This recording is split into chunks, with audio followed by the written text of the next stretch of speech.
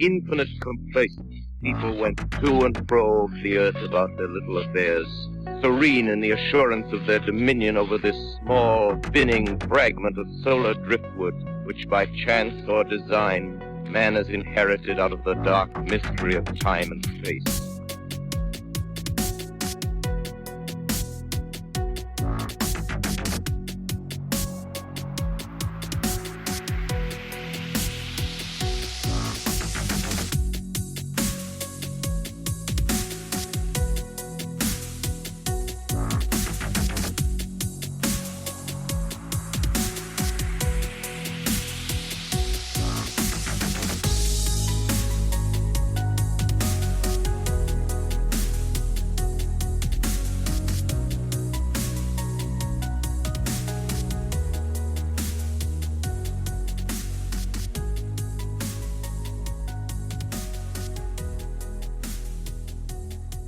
I live in New York City right now, but I grew up in northwest rural Michigan, and I went to college in Michigan and all of that. I've been out here for about 4 years, but so this takes place back in Michigan. Technically, the place I'm from is a village. The population is only like maybe 2,500 people, a little less than that even. So a pretty small place. My high school class was like 81 people. About 400 kids in the school total. You know, you are with them pretty much your whole school career. You know everybody. So during the summer, it was summer of about 2006. I think it was probably June, early summer. We were already bored, me and my sister. I was probably about 10. I was turning 11 and going into the 6th grade, starting middle school. And my sister was in high school, about 15, 16, and her boyfriend was over. So her boyfriend had a car, and we decided we were just going to go for an adventure. My parents have a log cabin that they built, and it's about 15 minutes from, like, in town, what we call it, like, from where our school and everything was. And then, like, Michigan was about 5 minutes in the opposite direction. So we were in the car, and we were driving toward town, not really having a plan. We got to what we call Big Crit Hill. It's basically just like a bridge overpass that's on this road, straight shot right into town, 55-mile-per-hour road. And the bridge itself, I recently learned, is 83 years old. I didn't realize it was that old. And within the last year, they did like renovations to it and fixing it because it was getting dilapidated and everything. But this was way before then. So we decided to go down under the bridge, and I don't really know why we decided to do that, but it was just, we were driving, it was there, so we did it. Parked on the side of the road, which isn't the safest thing. There's not really, you know, like a shoulder on the overpass, but whatever, stupid kids. Like I said, it was summer, so I was wearing shorts and flip-flops, and I'm sure my sister was wearing about the same. And we're going down this super steep hill, you know, down under this bridge, and in flip-flops, trying not to fall out of them, everything like that, just giggling and being loud. And then so we get down there, and we've never been down there before. I know people who have gone fishing in that area. There's a little creek that runs underneath. It's not super deep or anything. But some people would sit down there and fish and like catch and release, just kind of hang out. But that day, no one was down there. It was probably 70 degrees, super sunny out. It was kind of weird that no one was there. But we were just kind of exploring and like looking around, pretty much just dense woods. And then there was somewhat of a clearing that we were kind of walking on. It was pretty bright down there. Underneath the bridge, obviously, is like darker. But so we could see our whole surroundings and everything. And I went over to the edge of the creek, and it was pretty mucky on the edge, like on the shore. My flip-flop got stuck in the mud because I stepped too close, and I could not get my foot out. Like clay muck, like it starts to suck you in sort of thing. So I called back to my sister to help me, and her boyfriend's off somewhere. She's off. She runs over to help me, and she is like pulling on me, helping me get my shoe out, and finally get it out. I'm all muddy, whatever. We look down because we were just still standing there, helping me get my foot out, and we find this tiny little footprint in the mud. And like right next to where my shoe had gotten stuck. And we were just like, that's really weird. You know, you wouldn't think children would be down here, maybe, but it was odd. And then after that happened, we kind of looked at each other and we both got this feeling of just eeriness. It was quiet, but it was still sunny out, but just like we were being watched, like something weird had happened. And then like as soon as we kind of acknowledged that, we heard something whoosh behind us, and it literally sounded and felt like a small child running behind us. And like no one was down there except us. So we like kind of freaked out, turned around to look because we didn't think it would be her boyfriend, because he was like 6 foot tall, if not taller, like a pretty big dude. He would have made way more sound than that. So we turned around behind us to look, and we both looked, and there was this tiny wood pile, like chopped wood like you'd see anywhere, but super small. And then leaning up against that wood pile was the smallest axe I have ever seen. It was like 4 to 6 inches long.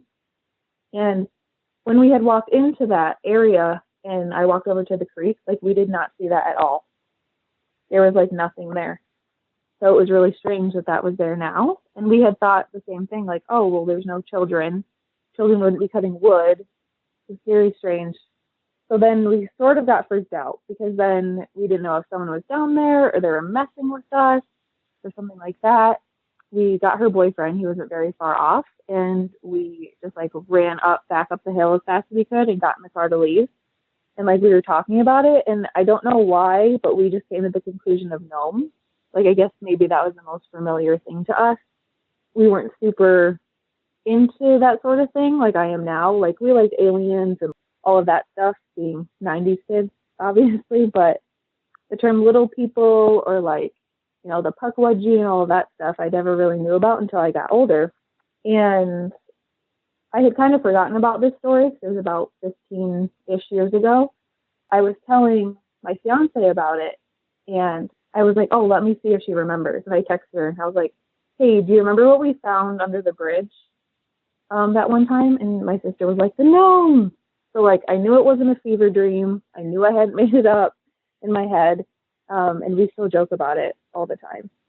And when we came home, I'm pretty sure we had told my parents, and they just thought we were, like, messing around because we were weird. That is actually pretty dang cool. So, tiny footprint. How tiny are we talking, do you think, if you could guess? Probably, like I said, we thought maybe it could be a child's footprint, but that just logically didn't make sense to us in that area. And there was only one there. So it was probably like, I would say 3 inches maybe long. And then the axe you said was about probably 4 to 6 inches long, right? That was leaning up against this little mini wood pile. Yeah, like the handle of the axe, and then also like including the like actual blade part from top to bottom. So the part where you said that you probably would have noticed this little wood pile with the axe leaning up against it if it had been there at the onset. So what are your thoughts on that whole situation? Was it really not there, and then somehow it just kind of appeared, like this whole other side of this dimension just decided to show itself, and here were these accoutrements of these gnomes?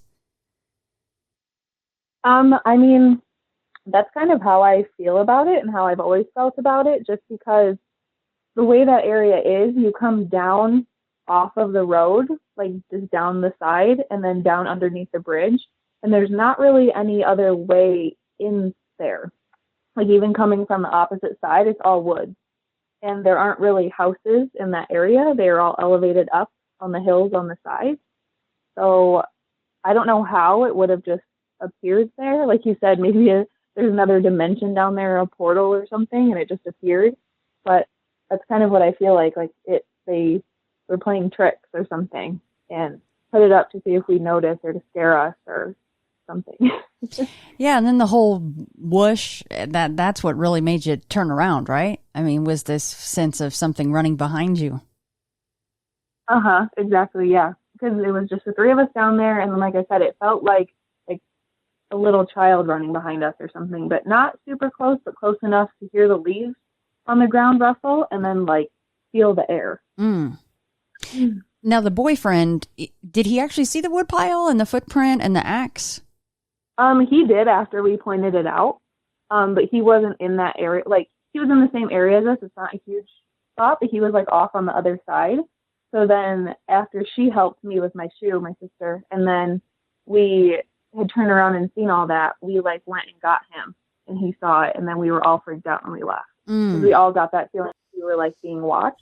Mm-hmm. He was feeling the same vibe as us as soon as, like, we had showed it to him. And he agreed. It's like, what else do you label that but gnomes, basically, little people. Yeah, exactly. And he didn't really have any experience with that either, obviously, being in high school in, like, that rural area. But that's what we all kind of decided that we thought it was. Had you ever come across any other stories of anything like that in the area at all? Not really.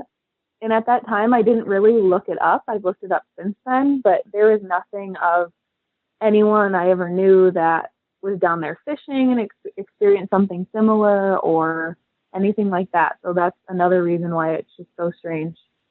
That is such a cool story. Do you kind of wish that you would have actually seen one of these little dudes? I mean, then I don't think I probably would have, but now I do. Since this has happened, I, like, always want something else to happen to me. I listen to, like, every cryptid podcast ever, I swear. And so I'm, like, into Bigfoot and aliens and skinwalkers and all of that stuff. And I feel like it would have made it a little bit of a cooler story if I would have actually seen one.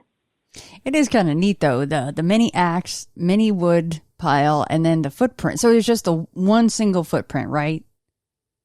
Yep, just one. And it was super defined? Yeah, like it looked like it had just been, like, put there. Like, even just my footprint, like, when I pulled my shoe out, could have been the same time. Oh, I love the little people, whatever they are, Fae, I don't know what the heck they are, stories. Like the one from, I always bring this one up because it just creeps me the heck out. But the one that John Olson told, or had told to him, he included in one of his books of the guy that went camping alone, and then he had been reading a book, and then the little person, I think that one was wearing overalls or something. It had clothes on, I believe. Sometimes they don't, sometimes they do, but it had come in after he had slept because he'd been hearing all those noises all night, and then he looked up at some point and saw this thing holding his book, which had meant that it had come in and had gone right by his head, right? And you're like, I don't know, that's kind of close. I did some other research a little bit, and how you had asked if I had heard any other stories, and I hadn't really heard stories of people, but I guess that gnomes specifically are, like, sort of common in southeastern Michigan. So I was in northwestern Michigan, but it's supposed to be, like, one of the more native Michigan cryptids, which I thought was interesting, if you want to call it a cryptid. And then I also, in Michigan, had read that there are, like, Native American spirits that somehow correlate to, like, little people, or they call them rock spirits. And then it had said, what I was reading, it had said that they like to be by sandy hills or water, like Great Lakes. And my experience is about 15 minutes from sand dunes, and then also about 5 minutes from Lake Michigan.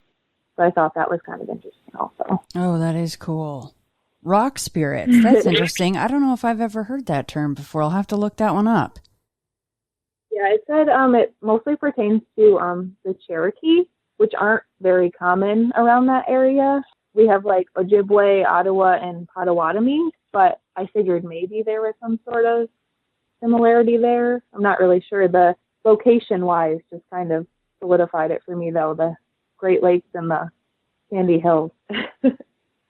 It's so opposite of what your brain kind of goes towards, especially on a sunny, summer day in June when you're just looking for something to do that you're not bored, right? I mean, it doesn't seem like a creepy day. It's sunny and, like you said, like 75 degrees out, and you're just out there in flip-flops having a good time.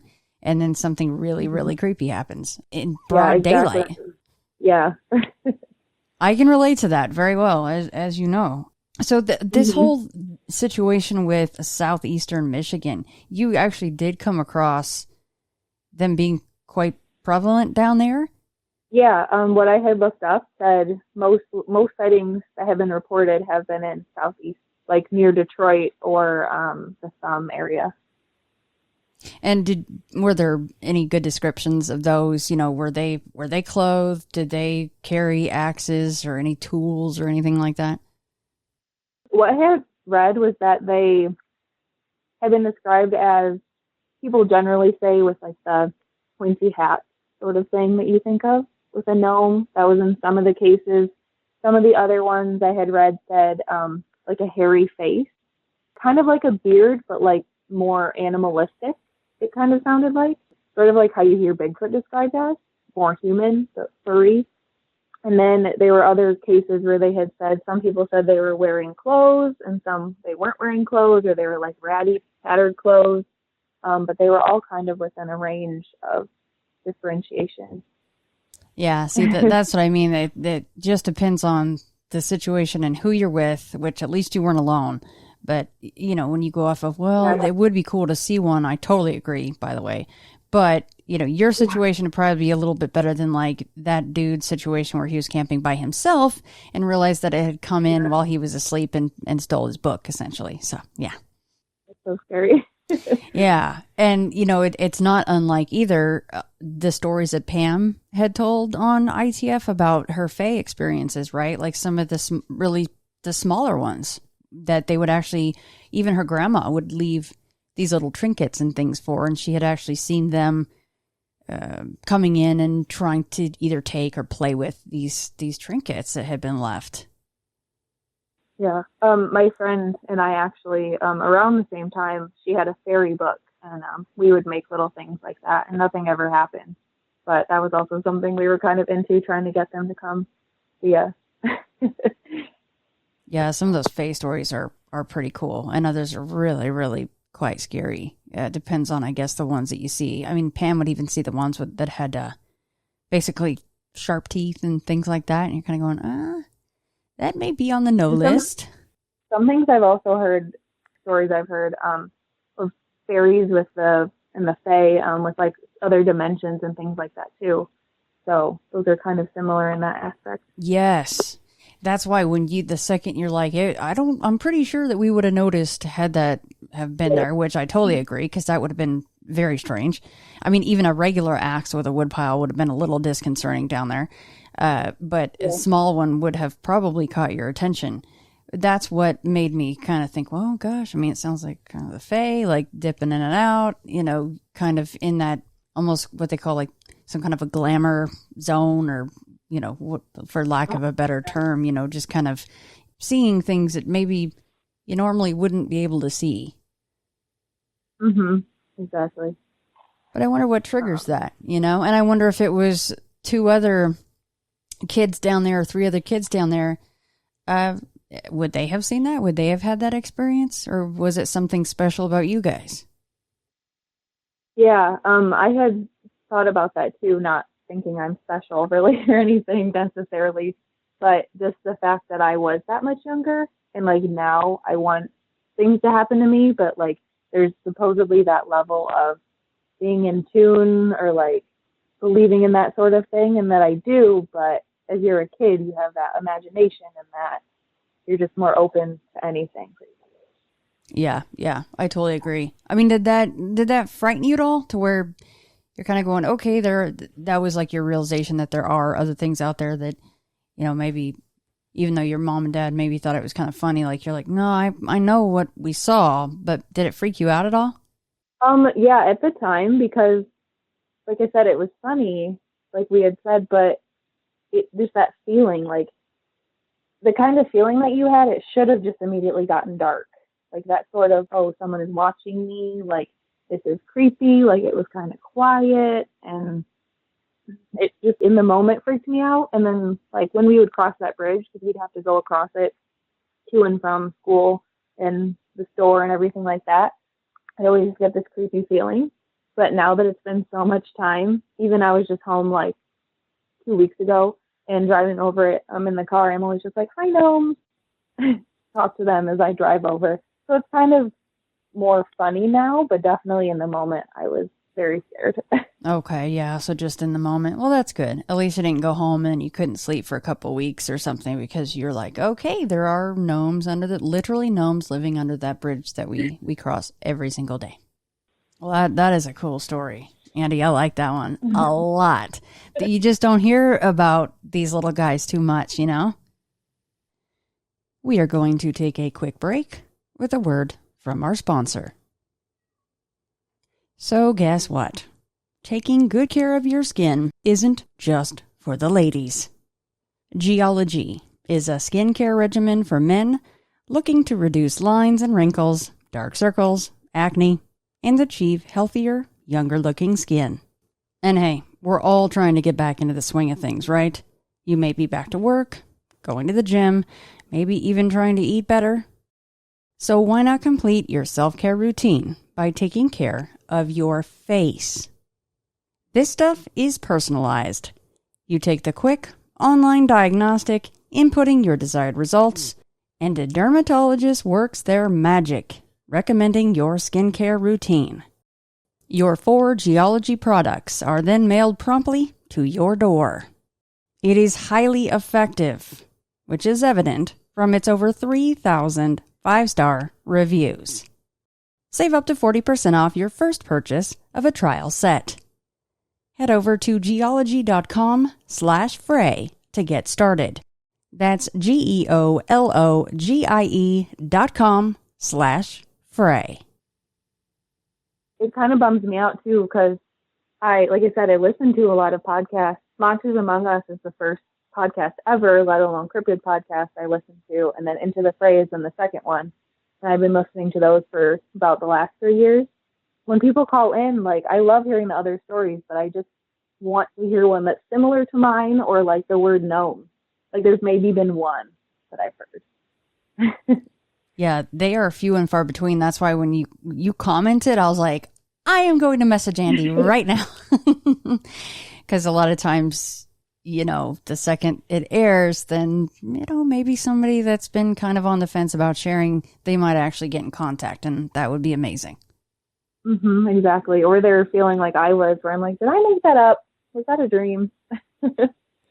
Yeah, and it can, you know, sometimes be easier to tell yourself that, but then you're like, well, no, it wasn't, because, you know, I saw the footprint and the axe and the wood pile, and yeah, and that whoosh thing, that I think that whoosh, if we knew what that meant or what that was, I mean, I think that's the key to a lot of this stuff. A lot of times it's a sound, or then a feeling comes over you, and then, I don't know, it's like it turns something on or unlocks something. I don't know. It's, of course, a mystery like everything else, but that there's something in that whoosh. Yeah. And I've always wanted to go back down there. I just never have. And then with moving away to college, and then now I'm in a totally different state, I just never have. And then now, like I had said in the beginning, they did like renovations to it and fixed the bridge, because some of the pictures I sent you can see it's like falling apart. And so I just wonder if, since they did all that construction on it, if such things are down there, that they're still there, or if that kind of stirred them up and they wouldn't be there if we went back, or... Yeah, and I really appreciate you sending those pictures, by the way. And everybody, I will... Obviously, the episode image is the bridge itself, but I will put in all of the photos that Andy has sent along so that you guys can all see that, because that is the actual bridge and location where they saw the these strange gnome accoutrements. And yes, please, if you guys are out there and have any story similar to this, or maybe you're not even sure of what it was, not sure what to label it, great, fine, just get in touch, because I know that I would love to hear it, and so would Andy. Well, Andy, did you want to switch gears and talk about some Bigfooty stuff? Sure. Awesome. I don't want you to get too excited, though, because they're maybe kind of Bigfoot. It's all right. Sometimes those are just as important, because, yeah, I'm just all about throwing that line out there and connecting the dots, you know? I guess I'll start with the one where I think it may have been. About 2 summers ago, like summer of 2019, me and my fiance were out on my parents' porch of their log cabin out in the woods. So from the gnome story, about 15 minutes toward the lake that way. Out in the woods, and my fiance was doing some recreational smoking, which is legal in Michigan. And we were just sitting out there talking. I'm always looking up at the stars, everything, like I said, and the aliens. We heard rustling in the bushes to the right of us.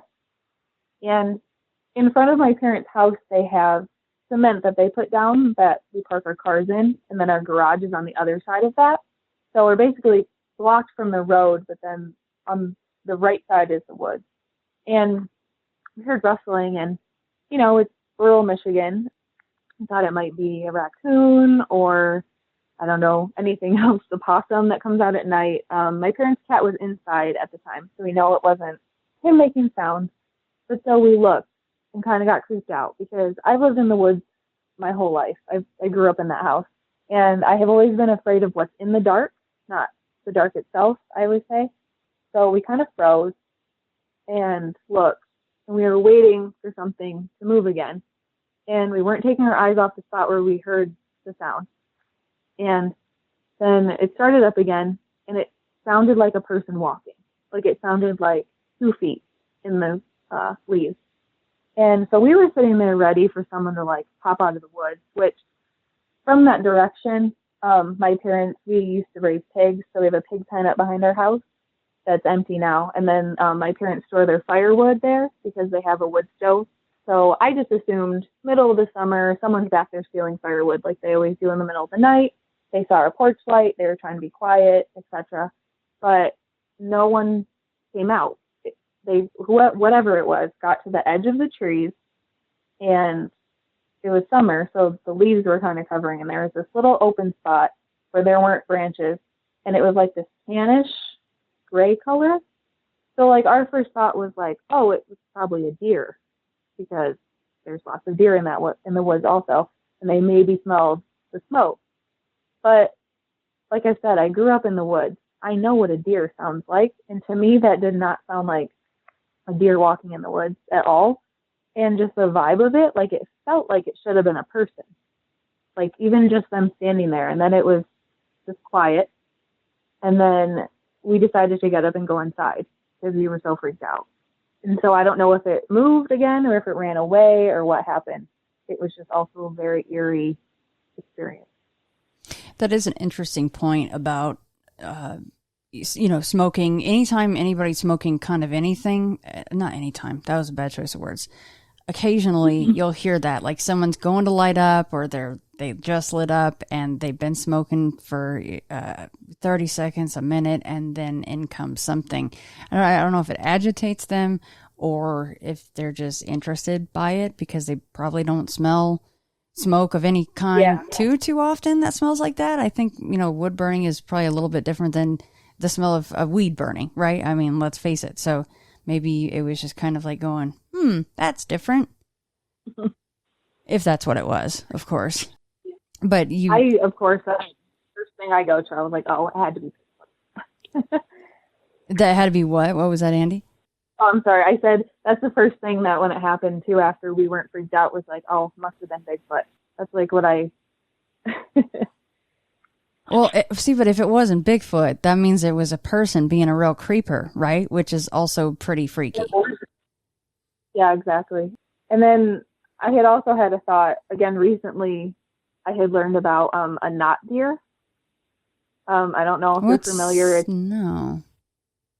Knot deer. So I heard it on another cryptid podcast that I listened to, and it's basically a deer that it looks like a deer, but it's generally on its back legs, and there's something off about it, like its legs are bent the opposite way, or the face doesn't really look like a deer, and it's been called a knot deer. It's also all over Reddit, which I've also heard that can kind of be similar to the skinwalker, but that's not really a thing, I don't think, out in Michigan necessarily.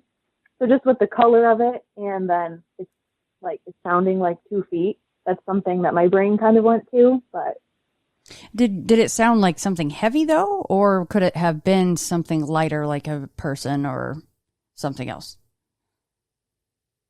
I think, like, it didn't sound crazy heavy. Like, it wasn't like the ground was moving or anything, but it definitely felt like it should have been a person. Like in my brain, I would think an older male. So heavier, but not light like a deer or like a child. How long before had your parents raised pigs out there? Was that a long, long time before that? Yeah, it had been probably like 10 years, Okay. not a little bit more than that.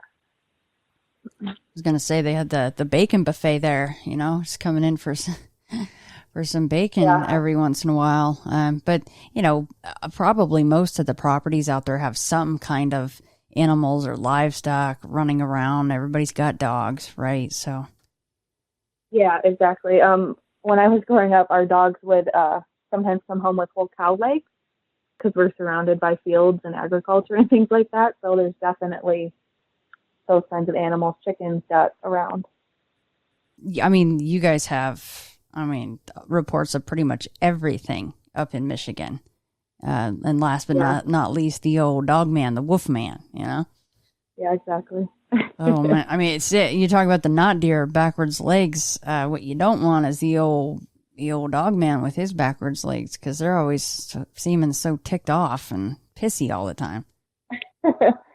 And then, did you want to cover you kind of mentioned also some kind of a Bigfoot dream. Did you want to talk about that? Yeah, I can cover that. It's a little bit more obscure because it is a dream, but it's just always something that's kind of stuck with me, especially growing up and now being in the cryptids and that sort of thing. So when I was about 6 or 7, I used to have this reoccurring dream. I get these often where I'll have one dream and I'll have it for a week or 2 weeks or something, and then I won't ever have it again. And at my playground in my elementary school, which is about maybe 5 minutes, probably less from where my parents' house is, where I grew up, there was a play structure, and it had a big slide on it, and it's called the Bigfoot slide. And I've only been able to find one video on the internet of it, and otherwise it doesn't seem like it even exists. But it was this big slide, and it had 3 separate slides on it. So one was smooth, the other one had little grooves in it, and the other one had bumps on it. So it was a different experience. And then at the bottom, it was kind of scalloped almost, so it looked like toes. So then the whole slide itself looked like Bigfoot, like a foot. And then it said Bigfoot at the top of it. And as a kid, we thought it was the coolest thing. But so in my dream, that's where this took place. I was on the playground at school, and no one else was on the playground with me. It was just me.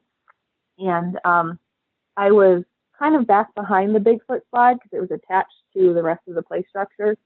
And so behind to the side of it, there was this portal, and it kind of looked like what you would think TV static, black and white, but then also sometimes you get those rainbow colors in there.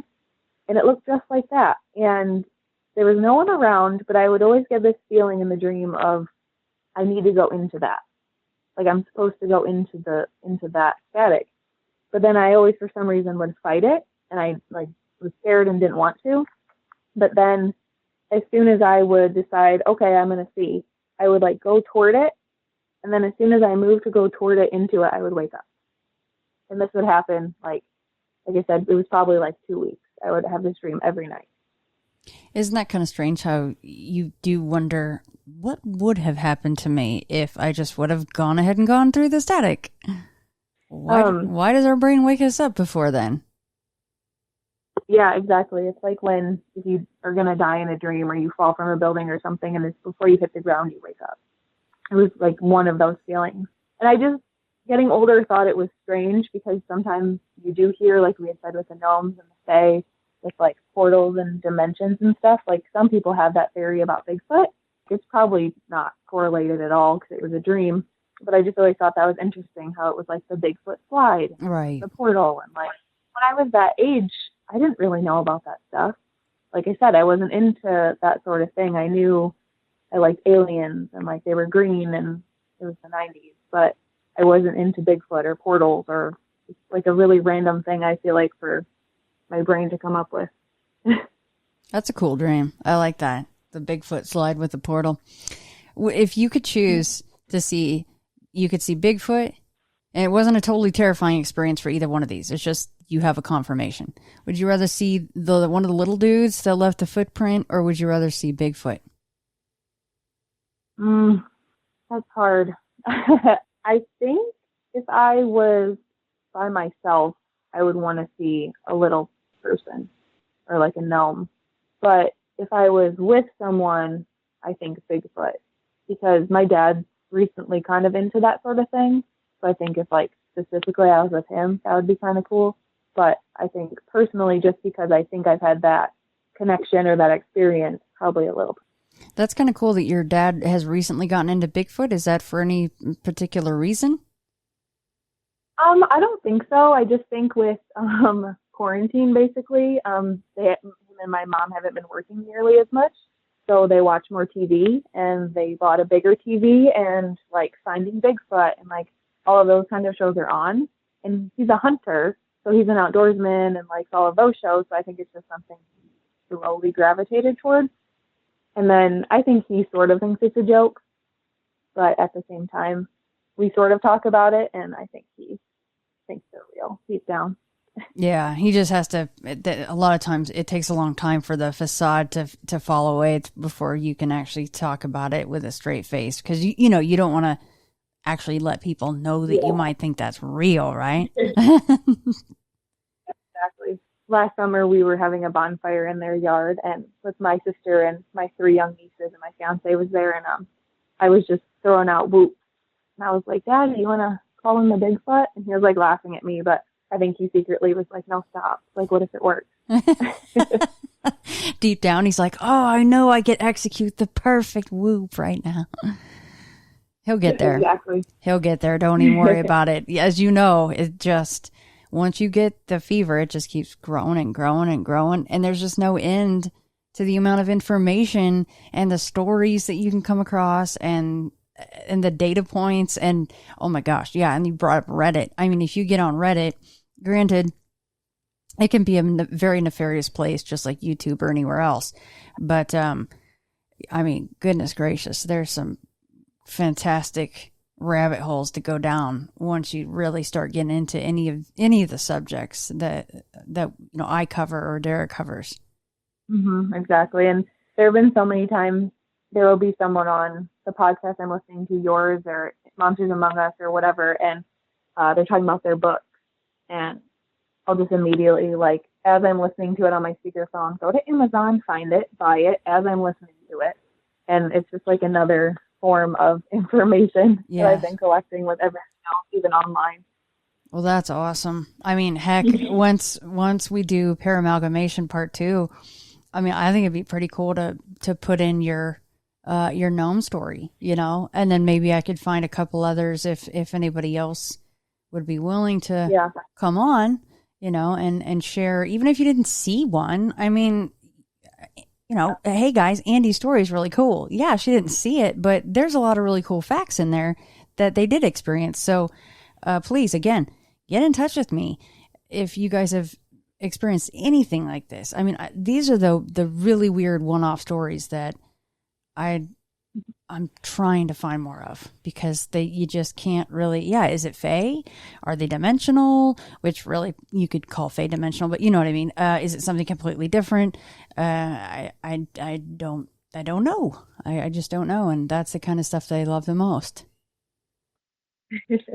I think too that, maybe, especially now that I'm bringing this up again, that in July, my fiance and I will actually be back in that area for 2 weeks, because we're getting married in that area. So possibly, if we have time, I could maybe get back down there and follow up with you if I find anything similar, or if it's different now because of the construction, if you'd like. Oh, that would be amazing. Yeah, that would be so awesome, Andy. Thank you. And congratulations on your wedding. Thank you.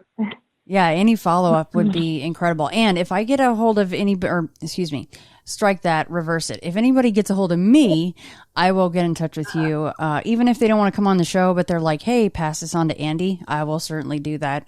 It's not like if you don't want to come on the show, I won't share the information with Andy. Obviously, that's a lot of times my goal is just to stay in touch with everybody and kind of keep the information flowing. So, Well, Andy, thank you so much for your time. I was excited to hear this gnome story, and I'm really looking forward to getting some more correspondence from hopefully some other experiencers out there. Yeah, thank you so much for having me. I was so excited, like I said, and that'd be awesome if anyone does reach out. I would love to hear if anyone has any other stories, and we can kind of mix and match and see how they work together. Yes, please, guys, let's do this. Oh my gosh, little people and gnome stories. Let's get more of them. Well, Andy, thank you so much. I will be in contact, I promise. Okay, awesome. I'll let you know too if we go investigate. Thank you, Andy. Thank you so much.